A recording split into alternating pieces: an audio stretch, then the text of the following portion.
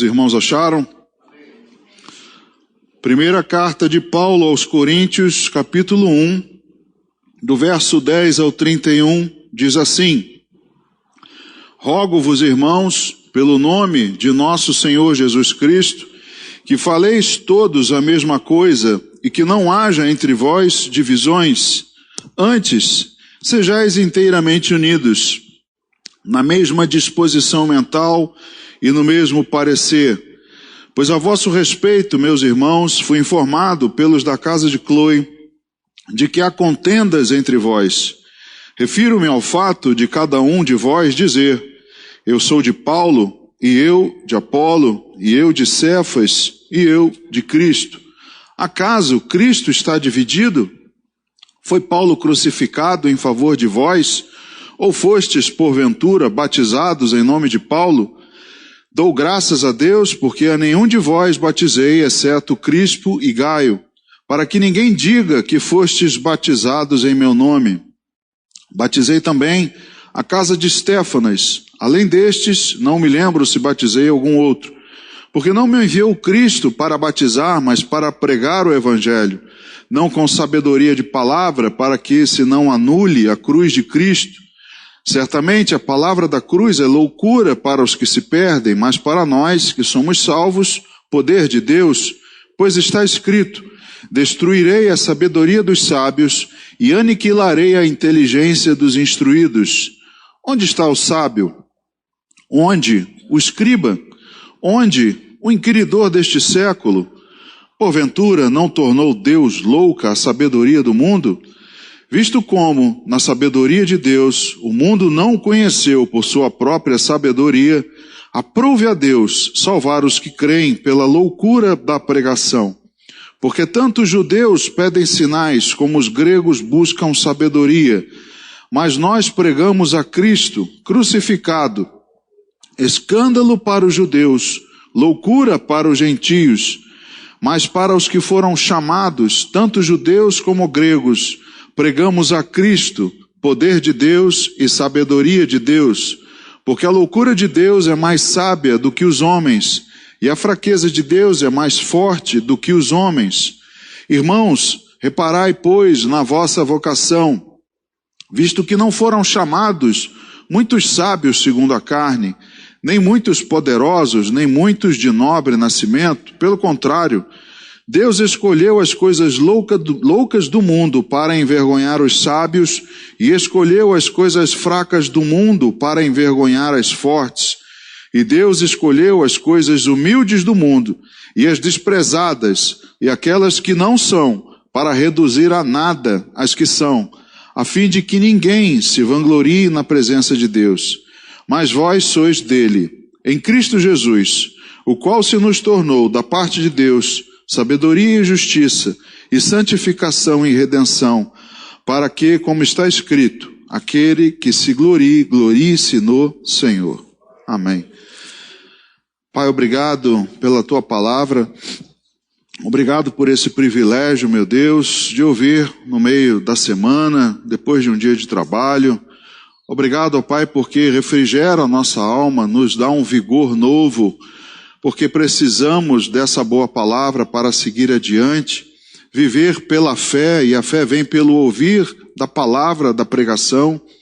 Clamamos ao Senhor, então, que ela nos alimente, que ela nos sustente, nos edifique.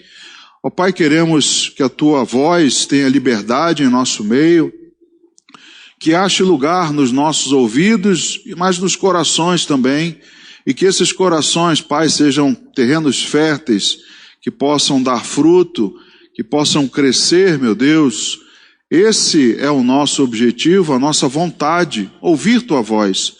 E para isso, Pai, me coloco à Tua disposição, para que o Senhor me use com graça, poder e unção, e que eu seja o ministro nessa noite, aquele que vai trazer a Tua palavra. Assim nós oramos, Senhor, te agradecendo, em nome de Jesus. Amém. Amém, irmãos, podem sentar. Queridos, nós sabemos na vida que tudo aquilo que está dividido tende a desmoronar.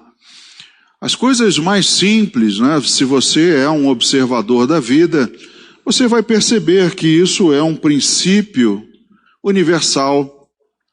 Quando você olha uma construção, você que já construiu a sua casa, que está construindo, você olha lá o pedreiro, né, fazer aquela amarração, o alicerce, subir as colunas, né, preparar ali as vigas, fazendo tudo amarrado, né, para que ele consiga subir com a casa ou com o edifício. E quando nós vemos, de vez em quando, alguma notícia de um desmoronamento, e vamos ouvir a razão, é com certeza que alguma dessa amarração, algum desse emaranhado, vamos dizer assim, isso foi rompido, houve uma divisão, não é? Não são poucos aqueles que vão fazer uma reforma e acham assim, essa viga aqui está me atrapalhando, vou cortar ela no meio. Aí você corta, divide essa estrutura bem amarrada, e aí, irmão, a casa vem embaixo, vai desmoronar, não tem jeito. E assim também é a igreja. A igreja também é composta não por um prédio, mas de pessoas, corpos.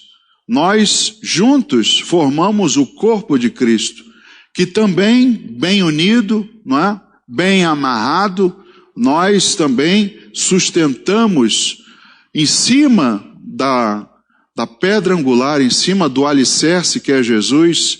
Começamos a construir essa igreja alicerçados em Cristo, mas se porventura, nos ataques do inimigo, esse é o alvo dele, se nas suas tentativas ele conseguir romper elos nesse emaranhado, com certeza há um risco de desmoronamento. É uma implosão de dentro para fora, não é? Porque a igreja acaba se dividindo. E Paulo escreve a uma igreja que estava desse jeito, dividida. Uma igreja bastante complicada, num lugar bastante complicado, uma igreja em que inclusive uma das causas da divisão era o pecado divide, traz divisão. E Paulo está escrevendo a essa igreja a fim de evitar essa implosão, esse desmoronamento, trazer, não é, à luz, à memória, a razão dos irmãos, daqueles que faziam parte desses elos, não é? Podemos dizer que cada um é uma coluna, outros são vigas que fazem amarração entre colunas e colunas, trazer a esses irmãos a visão do perigo, porque se a igreja local, isso me refiro à igreja local, a igreja como um todo não corre esse risco, porque quem sustenta é Jesus. E Jesus disse, a minha igreja prevalecerá. Não são as portas do inferno que prevalecerão contra ela, mas a minha igreja não será destruída. Mas uma igreja local, como inclusive a igreja na Ásia, nós sabemos que hoje nenhuma delas está de pé. Elas foram destruídas, desmoronadas, porque se a igreja local esquecer o que a mantém unida, ela vai desmoronar. Então, cada um de nós precisa trazer à memória, como Paulo fez, e Deus, vira e mexe, faz a membresia, trazer à nossa memória também o que nos mantém unidos. Nós aqui como igreja local, o que nos mantém unidos? Com certeza, irmãos, não é um clube de futebol, não é um partido político, não é uma linha nutricional, não somos todos veganos ou todos vegetarianos ou todos, seja lá outra coisa qualquer. Não é nada disso que nos mantém unidos, porque somos diferentes, somos seres humanos, somos diferentes nos diversos aspectos, né, do homem, mas o que nos mantém unidos, irmãos, é isso que precisamos lembrar. Porque se permitirmos que o inimigo provoque divisão, provoque ruptura no que diz respeito à doutrina, ou até mesmo o relacionamento, isso cresce, o risco do desmoronamento. Então, também nós, como a igreja de Corinto naquela ocasião, precisamos meditar sobre as palavras de Paulo, aquela igreja, para afastarmos o risco da divisão. E que esses princípios, irmãos, também sirvam para você e para mim, não somente aqui no nosso âmbito, né, de congregação, mas na sua família também, em qualquer outra área da sua vida, talvez na sua empresa, é necessária a união.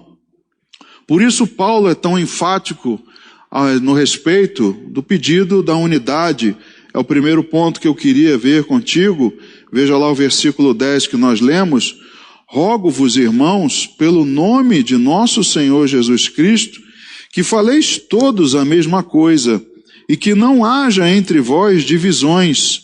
Antes, sejais inteiramente unidos, na mesma disposição mental e no mesmo parecer. Então, Paulo lembra da importância da integridade. E aqui ele faz uma analogia que, assim, olhando o texto à primeira vista, não temos a percepção, mas a palavra que ele usa no original, no grego, é cismata, traduzido para divisões.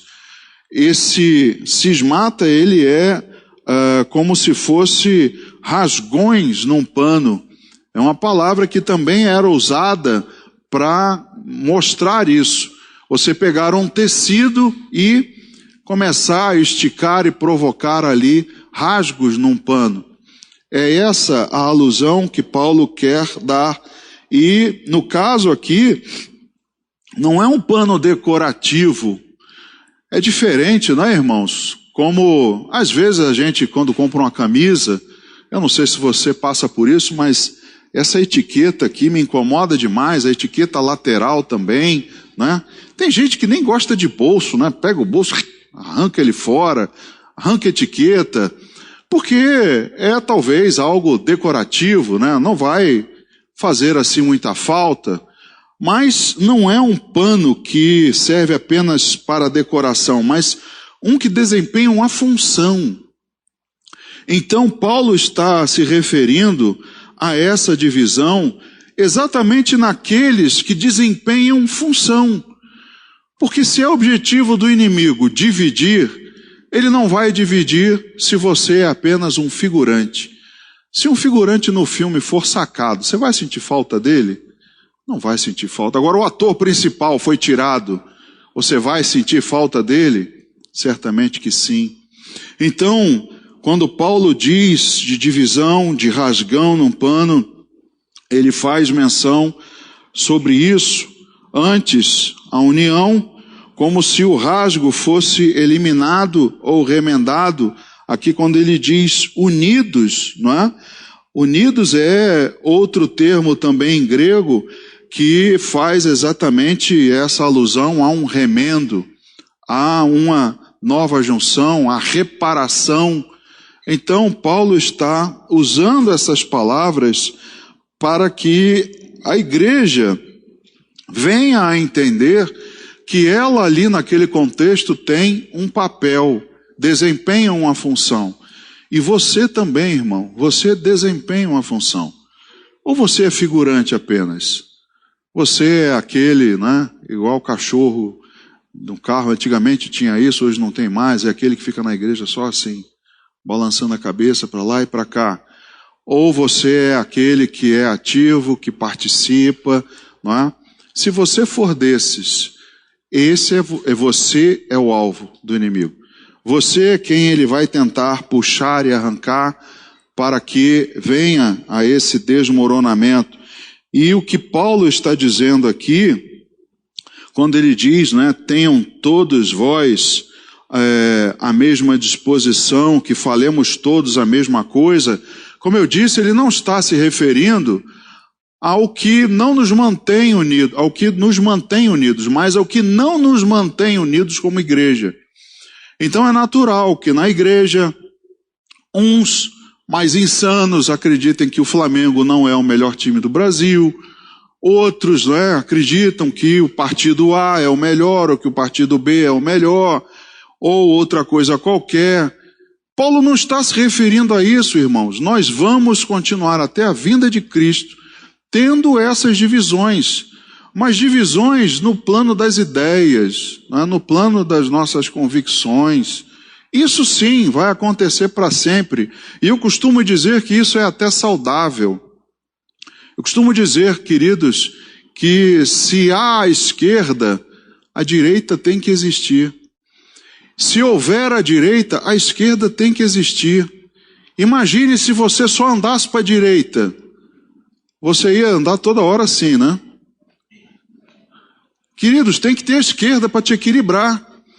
Então é necessário, Deus criou o mundo assim com um equilíbrio.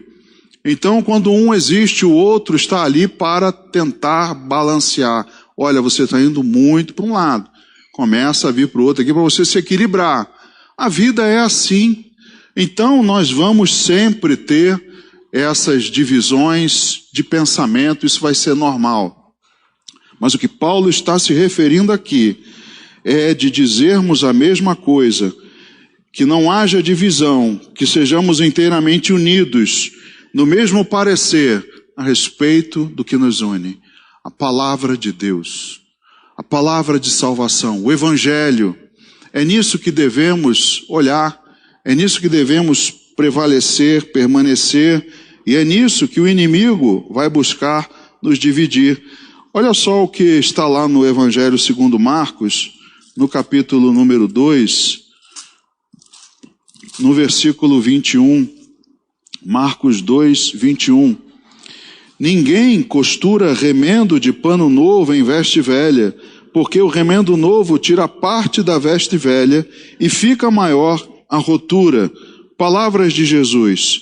Ou seja, usando a analogia de Paulo, quando ele diz que devemos ser unidos, e aí olhando para o texto lá em Marcos, Jesus diz que esse remendo novo, se for colocado em veste velha, vai ser maior a rotura. Então não é apenas também que queiramos ser unidos ou remendados, mas em vestes velhas. Não. Que haja em nós remendos novos, mas em vestes novas. Em vestidos novos. Porque Cristo, Paulo diz também aos Coríntios que todas as coisas já passaram, eis que se fez novo. Você foi feita nova criatura. Então não é agora, não é um remendo de Jesus, não é um remendo de evangelho num pano velho, num homem caído, não, mas um remendo num pano novo, restaurado. Então que peçamos a Deus, não é, que isso aconteça conosco, se porventura olharmos alguma divisão entre nós a respeito do evangelho. É depois do remendo, quando todos nós vamos na mesma direção. Enquanto estamos desequilibrados, quando estamos pendendo para um lado apenas, nós estamos tortos, não estamos indo para o caminho correto. É como diz o texto, né? Que aquele que pega a mão no arado não olha para trás, porque se olhar não é apto para o reino de Deus. Se olhar para trás, o caminho não vai ser reto. Filipenses capítulo 2, do verso 1 ao 3, ele diz assim: se há, pois, alguma exortação em Cristo, alguma consolação de amor, alguma comunhão do Espírito, se há entranhados afetos e misericórdias, completai a minha alegria, de modo que penseis a mesma coisa, tenhais o mesmo amor, sejais unidos de alma, tendo o mesmo sentimento. Nada façais por partidarismo ou vanglória, mas por humildade, considerando cada um os outros superiores a si mesmo. Então Paulo aqui também faz uma exortação à unidade, mas a uma comunhão no Espírito, a uma conformidade, uma concordância no que diz respeito ao Evangelho, né, a palavra de Deus, para que nós possamos ir na mesma direção. Se não fizermos isso, queridos, não saímos do lugar.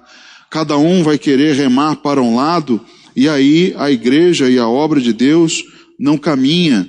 Voltando lá à primeira carta aos Coríntios, no versículo 11, ele diz: pois a vosso respeito, meus irmãos, fui informado pelos da casa de Cloe que há contendas entre vós.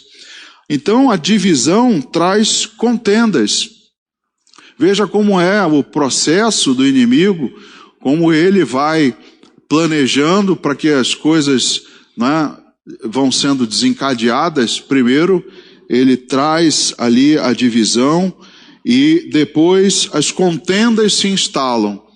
Então a igreja dividida lá em Corinto acaba, por consequência, tendo contendas entre eles.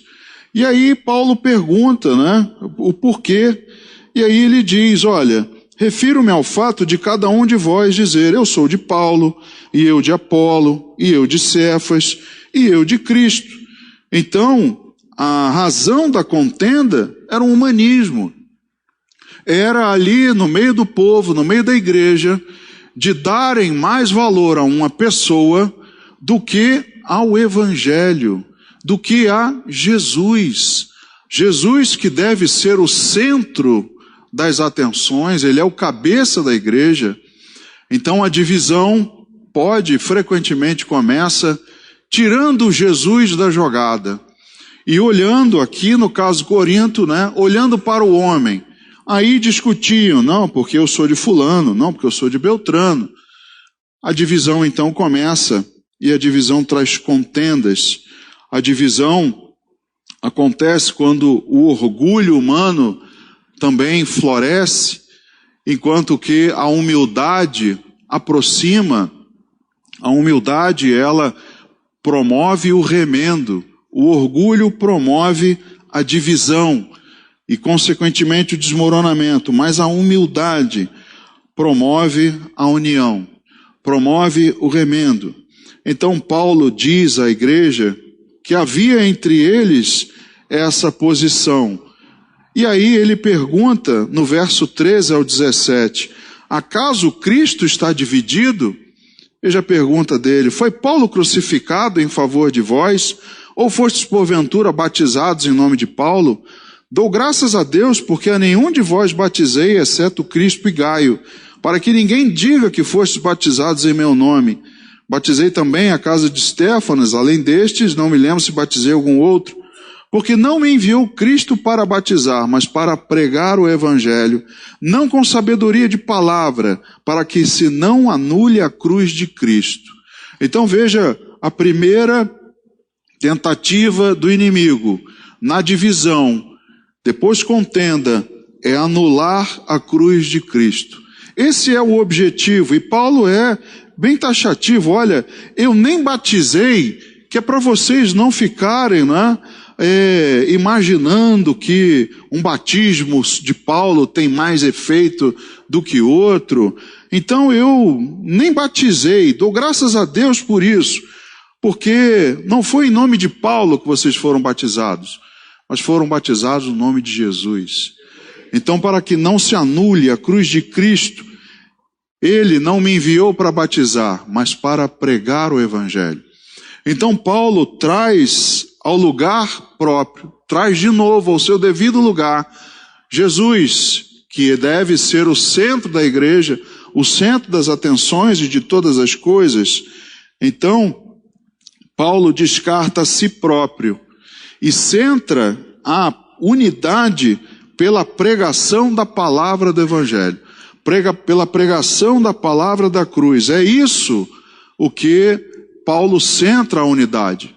Então, o que nos une, o que importa para nós, o que nós devemos ter em concordância, o mesmo parecer, o mesmo sentimento, remar no mesmo caminho, a palavra da cruz, a palavra da salvação. Veja lá na carta aos Efésios, o que Paulo diz também, no capítulo 2, do verso 14 ao 18, ele diz assim: porque ele é a nossa paz, o qual de ambos fez um, e tendo derribado a parede da separação que estava no meio, a inimizade, aboliu na sua carne a lei dos mandamentos na forma de ordenanças, para que dos dois criasse em si mesmo um novo homem, fazendo a paz, e reconciliasse ambos em um só corpo com Deus, por intermédio da cruz, destruindo por ela a inimizade.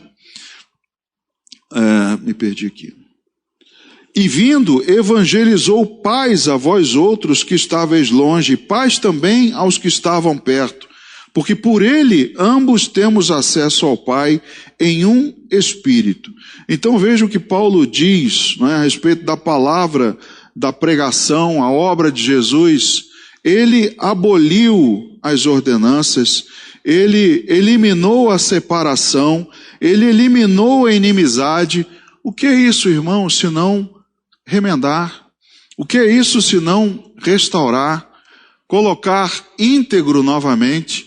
Foi isso que Jesus promoveu, fazendo um novo homem, fazendo a paz entre eles, reconciliando com Deus, restaurando, remendando aquilo que havia sido interrompido, não é? Evangelizou paz a todos, pelo mesmo Pai, por acesso ao mesmo Pai, em um só Espírito. Então, o que a palavra da cruz, a palavra de salvação, promoveu em nós, nos uniu, foi isso. Por isso somos unidos, por isso somos uma igreja, em torno disso somos unidos. Não me importa que time você torce, não me importa qual o seu partido, quais suas convicções, nada disso me interessa. Me interessa se você entende o que Jesus fez. Me interessa a palavra de salvação. Se você tem essa concordância comigo, se você tem esse mesmo espírito comigo, para que juntos possamos caminhar, para que juntos possamos colaborar com o Evangelho, com o reino de Deus. É para isso que Paulo centra, né, traz de novo a visão da igreja. Olha também na mesma carta, lá no capítulo 4, do verso 1 ao 3. Ele mais uma vez pede a unidade. Ele diz: rogo-vos, pois, eu, o prisioneiro no Senhor, que andeis de modo digno da vocação a que fostes chamados, com toda humildade e mansidão, com longanimidade, suportando-vos uns aos outros em amor, esforçando-vos diligentemente por preservar a unidade do Espírito no vínculo da paz. Há somente um corpo e um Espírito, como também fostes chamados numa só esperança da vossa vocação. Então, Paulo roga novamente pela unidade, porque nós devemos viver de modo digno dessa vocação. Isso que nos une, isso que temos em comum, isso faz com que cada um de nós viva de uma maneira digna, condizente à fé que agora vivemos. Vivemos então com humildade, com mansidão, nos suportamos uns aos outros, nos esforçamos por preservar essa unidade. Unidade de quê? Do Espírito, no vínculo da paz. E ele diz de novo: há somente um corpo e um Espírito, como também fostes chamados numa só esperança da vossa vocação. Então Paulo sempre trazendo à igreja a memória da unidade pelo Espírito, pelo vínculo da paz, sempre reconhecendo um só Senhor, uma só fé, um só batismo, um só caminho. É isso que devemos observar. É isso que devemos tomar cuidado para que não seja rompido, para que não seja dividido.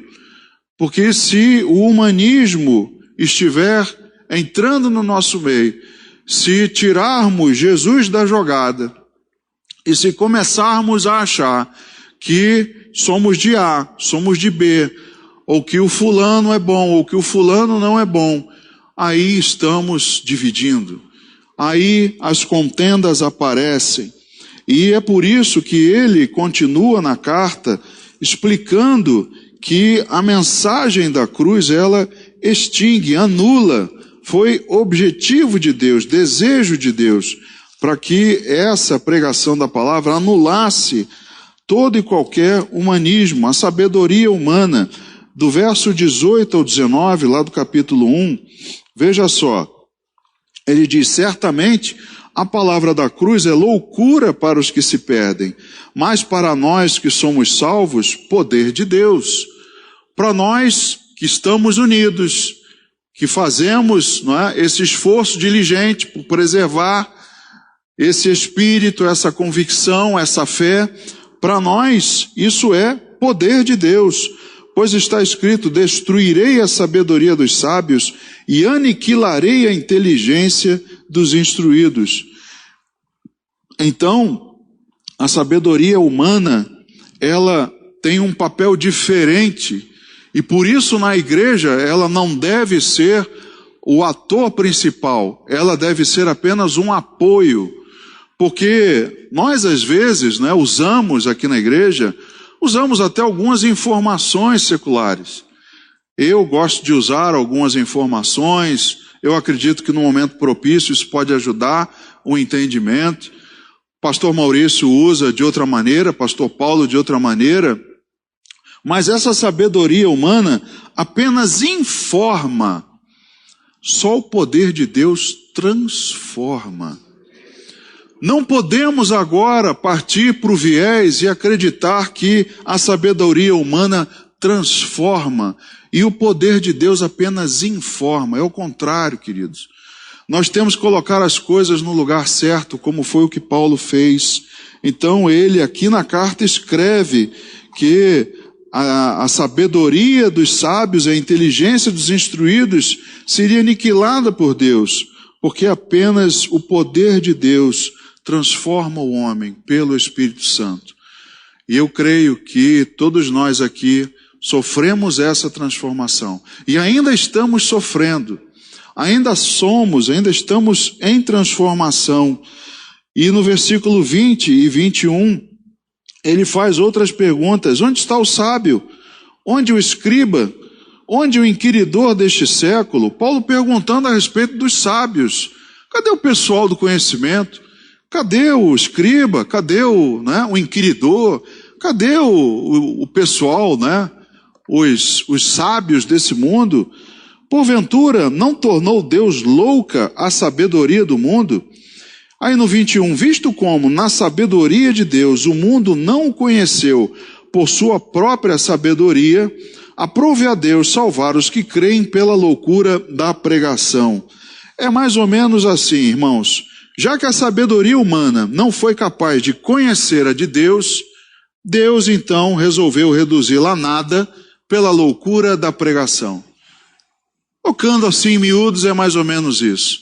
Já que os sábios, os inteligentes e instruídos, não reconheceram a minha sabedoria, então eu vou fazer com que os que são salvos sejam feitos pela loucura da pregação. Veja como Deus dá, não é, uma nuance diferente do que o mundo dá. Já que vocês não querem reconhecer, né, pela sua mente, né, pelo seu intelecto, eu vou fazer com que os que creem sejam salvos pela loucura da pregação. Então, irmãos, nós não podemos em momento nenhum trocar de lugar o poder de Deus, a sabedoria de Deus, pela do homem. Não podemos permitir que essa divisão acabe, né, prejudicando, trazendo contendas, fazendo com que a igreja possa ruir. Então ele reduz a nada a sabedoria humana pela loucura da pregação. E ele continua no verso 22 ao 25, dizendo: porque tanto os judeus pedem sinais, como os gregos buscam sabedoria. Mas nós pregamos a Cristo crucificado, escândalo para os judeus, loucura para os gentios. Mas para os que foram chamados, tanto judeus como gregos, pregamos a Cristo, poder de Deus e sabedoria de Deus. Porque a loucura de Deus é mais sábia do que os homens, e a fraqueza de Deus é mais forte do que os homens.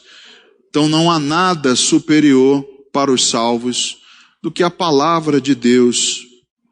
Não há nada mais poderoso, não há nada mais sábio do que a palavra de Deus.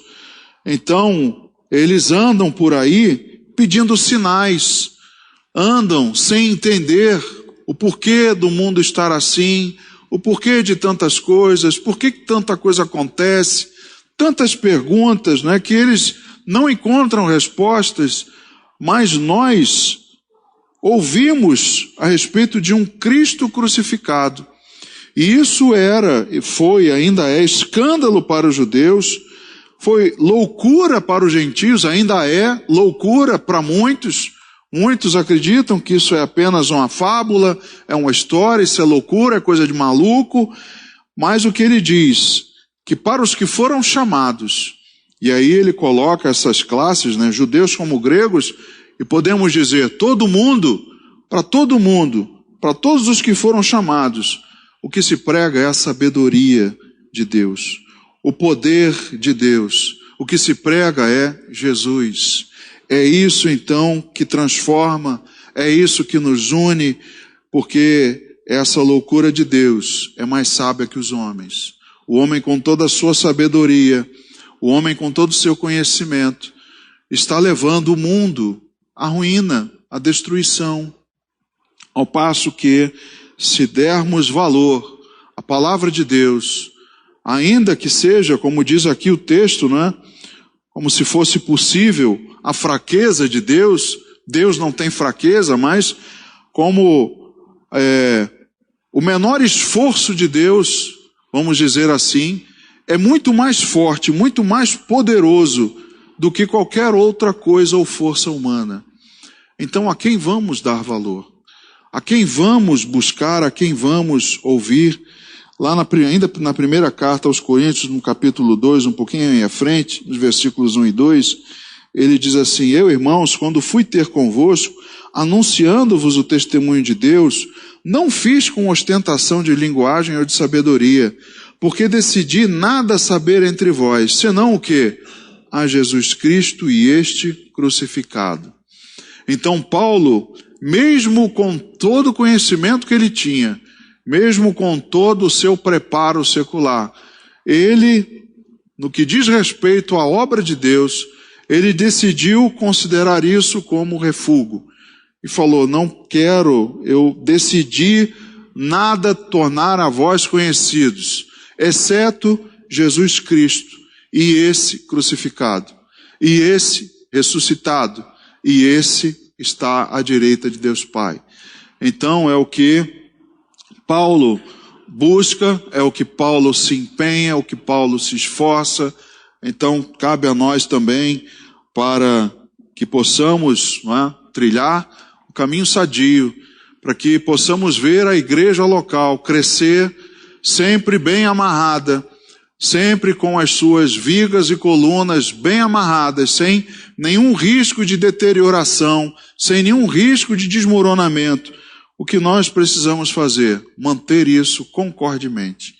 Andar com esse mesmo, concordar a respeito disso. Ter somente esse mesmo pensamento.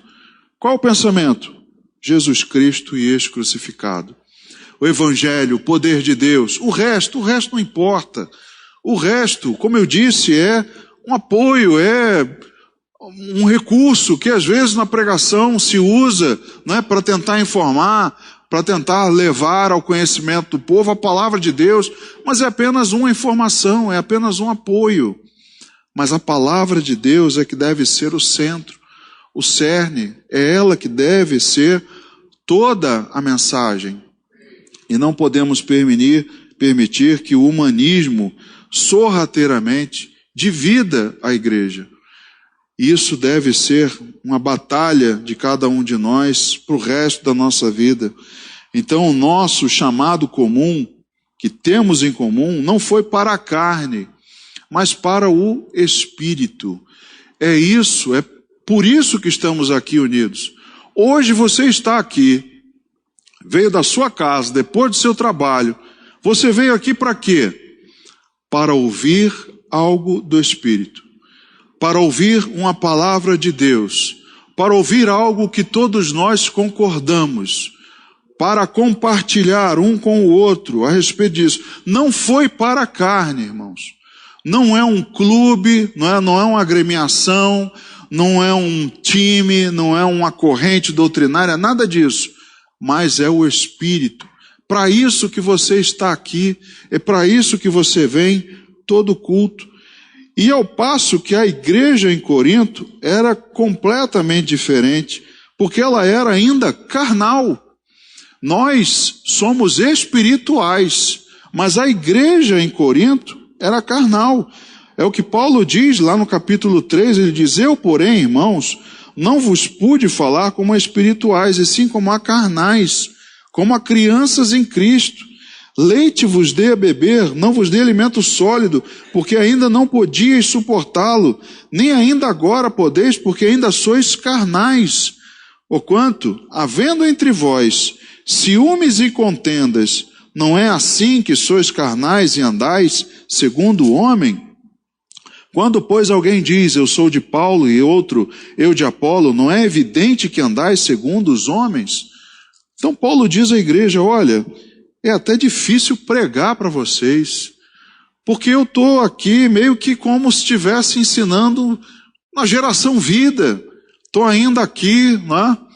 De vez em quando meu filho brinca com a minha esposa, né?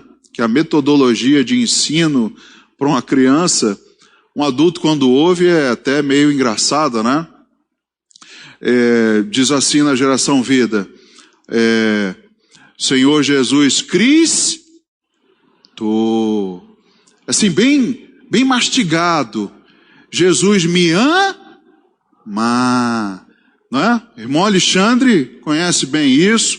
Os irmãos trabalham aqui na geração vida. Imagina Paulo tendo que pregar na igreja assim. Imagina, irmãos, fica até difícil para o pregador. Fica assim, caramba, cara, como é que eu vou fazer? Porque eu não estou podendo falar a vocês coisas mais elevadas. Eu estou tendo que tratar com vocês como se vocês estivessem ainda recebendo um leitinho espiritual, como se vocês fossem crianças. E é difícil, irmãos. Creia, é difícil uma mensagem para um pregador, para qualquer um, levar a uma igreja que é carnal. É muito difícil. E isso era o que acontecia na igreja em Corinto. Então, se fomos chamados para o Espírito, o que nos sustenta não é a sabedoria humana, irmãos. É Deus.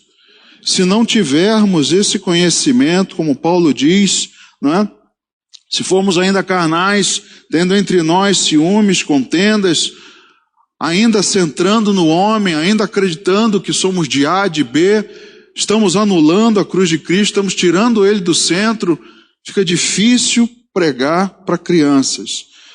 Então, nós que fomos chamados para o Espírito, o que nos sustenta não é a sabedoria humana. No capítulo 2, do verso 4 ao 8, ele diz: a minha palavra e a minha pregação não consistiram em linguagem persuasiva de sabedoria, mas em demonstração do Espírito e de poder, para que a vossa fé não se apoiasse em sabedoria humana, e sim no poder de Deus.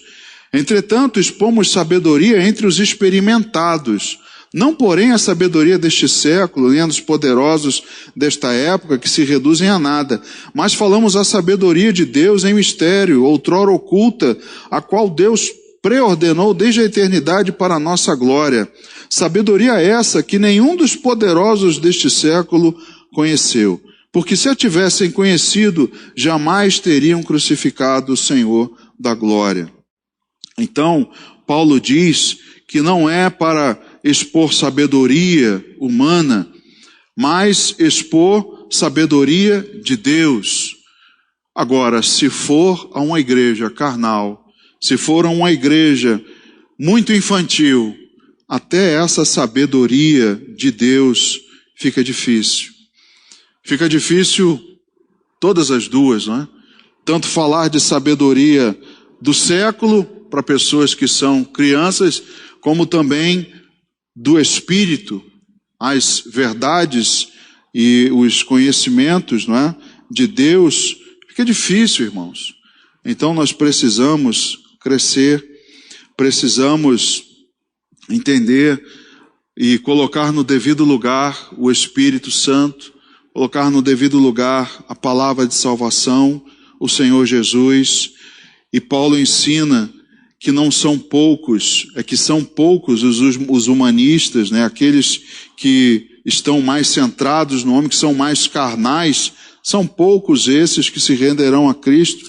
Ele diz lá no versículo 26 a 29, já estamos encerrando, ele diz: irmãos, reparai, pois, na vossa vocação, visto que não foram chamados muitos sábios segundo a carne, nem muitos poderosos, nem muitos de nobre nascimento. Pelo contrário, Deus escolheu as coisas loucas do mundo para envergonhar os sábios, e escolheu as coisas fracas do mundo para envergonhar as fortes. E Deus escolheu as coisas humildes do mundo e as desprezadas, e aquelas que não são, para reduzir a nada as que são, a fim de que ninguém se vanglorie na presença de Deus. Então Paulo diz, em primeiro lugar, que são poucos. Preste atenção. Ele diz: repare no seu chamado, repare ao seu redor, repare no povo de Deus. Não foram muitos os poderosos, os segundo a carne, com sabedoria, chamados por Deus. Muito pelo contrário, ele escolheu os loucos para envergonhar os sábios. E aí eu te pergunto, tendo em vista isso que lemos, que Deus escolheu as coisas humildes e as desprezadas, qual você vai escolher? Você vai escolher as que têm pompa, as que dividem, as que tiram Jesus do centro? O que iremos escolher, irmãos? Nós precisamos escolher o poder de Deus, precisamos escolher as coisas de Deus, que usou as loucas desse mundo para envergonhar as sábias e as poderosas. Então, irmãos, o que é preciso para nós? É preciso união. União no momento da luta. Como Paulo pregou no início, que vocês sejam unidos, que vocês perseverem nesse mesmo propósito, nessa mesma visão, pregando a mesma palavra, pensando concordemente, em conformidade sobre a mesma coisa. Veja Filipenses capítulo 1, do versículo 27 ao 30. Ele diz: vivei acima de tudo por modo digno do evangelho de Cristo, para que, ou indo ver-vos, ou estando ausente, ouça no tocante a vós outros que estáis firmes em um só espírito, por uma só alma, lutando juntos pela fé evangélica, e que em nada estáis intimidados pelos adversários, pois o que é para eles prova evidente de perdição, é para vós outros de salvação, e isto da parte de Deus, porque vos foi concedida a graça de padecerdes por Cristo, e não somente de crerdes nele, pois tendes o mesmo combate que vistes em mim, e ainda agora ouvis que é o meu. Então, Paulo diz a respeito da unidade, que nós devemos nos manter firmes, num só espírito, numa só alma, lutando juntos pela fé evangélica. É isso, irmãos, que devemos concentrar o nosso esforço. É isso que devemos batalhar. Ele diz: eu quero ouvir no tocante a vós, ainda que eu não vá aí, mas eu quero que vocês sejam conhecidos por isso. Então que nós, pelo menos como a igreja local, sejamos conhecidos como aqueles que estão unidos batalhando pela fé evangélica. Unidos batalhando pelo Espírito, pensando todos na mesma causa.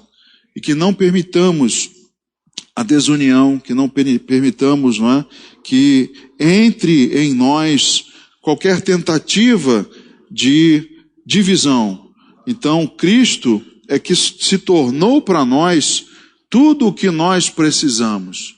Não foi o homem que se tornou para nós tudo o que precisamos, mas foi Ele, Jesus, que se tornou toda a nossa provisão e necessidade.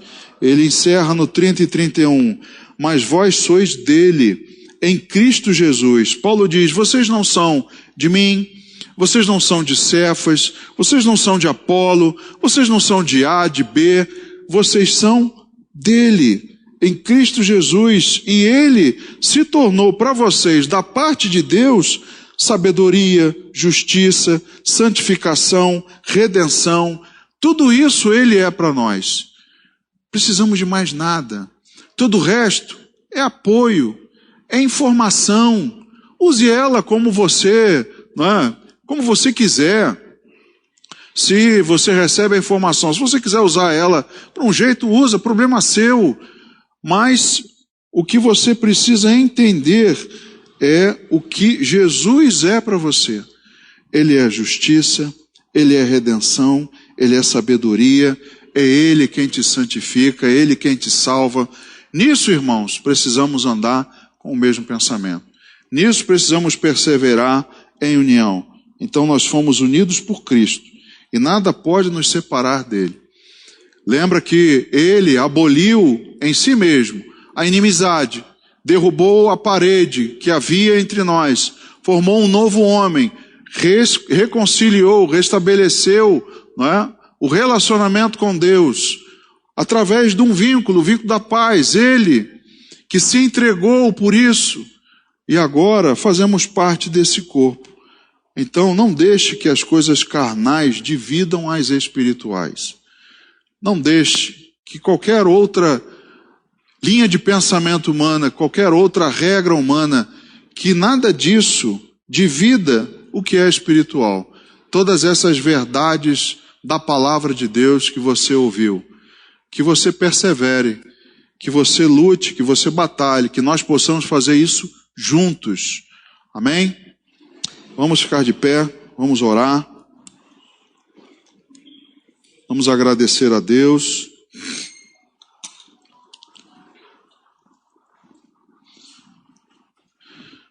Senhor, obrigado, ó Pai, porque nós ouvimos que o Senhor fez tudo, absolutamente tudo.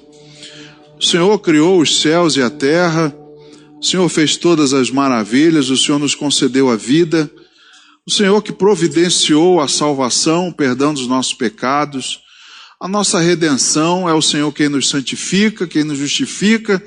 O Senhor fez tudo, absolutamente tudo. O que nós precisamos fazer? Crer e tomar o cálice da salvação. O que nós precisamos fazer? Preservar esse vínculo, aquilo que nos mantém unidos em torno disso. Não são os pensamentos humanos que nos separam, não são as nossas ideias, mas o que nos mantém unidos como igreja é a Tua palavra, meu Deus. É a palavra de salvação, o Espírito Santo. Ele é que nos mantém unidos, meu Deus. E é isso, Senhor, que queremos preservar. Que não haja, meu Deus, entre nós nenhuma tentativa, que nós possamos, meu Deus, ser observadores dessa estrutura que é o corpo de Cristo. Porque muitas vezes o inimigo vai plantar em algumas esquinas dessa estrutura algumas bombas, algumas tentativas de haver uma ruptura, de haver, né, uma separação, para que a estrutura seja abalada. Que o Senhor não permita, que nós estejamos atentos, que nós possamos nos exortar mutuamente aquilo que devemos olhar. Jesus, o autor e consumador da nossa fé, que não percamos, meu Deus, o Senhor de vista e que possamos preservar essa unidade entre nós. Essa é a nossa oração, Pai, que fazemos, já te agradecendo por tudo, em nome de Jesus. Amém.